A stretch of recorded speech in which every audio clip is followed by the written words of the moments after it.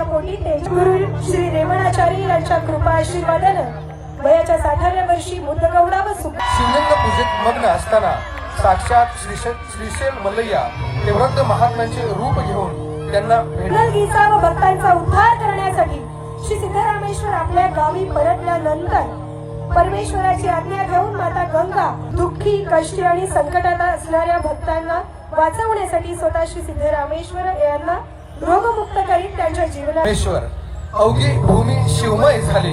सिद्धरामेश्वरांच्या पायी 68 लिंगे जागती, भक्तीच्या दीप उजळती, तपश्चर्या पाहू शकताय।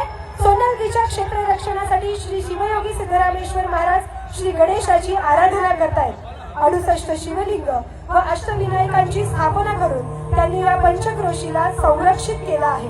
ईश्वर महाराज अवकाशात देवादिदेव महादेवांचे अवतार, अष्टम सिद्धी प्राप्त केलेले आपले परमदैवत शिवयोगी सिद्धेश्वर महाराज योग बलाने स्थिर झाले। देह अन मन सिद्धरामेश्वरनी लाभे जीवयोगी होते। तसेच एक संवेदनशील भावकवी व वचनकार होते।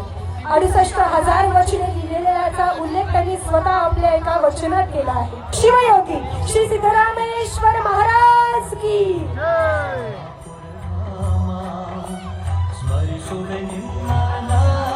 योग साधना। सिद्धरामेश्वर आणि धन्य ते तुमकुमचे रहिवासी ज्यांनी हे अद्भुत दृश्य पाहून आपल्या जीवनाचं सार्थक केलं। हेच ते 7 नंदीध्वज जे आजवर शेकडो वर्षानंतर ही सोलापुरातील सर्व नागरिकांना समाजाला एकीची शिकवण देत आहे। समाधी शिवयोगी श्री सिद्धरामेश्वर अवतारी पुरुष होते।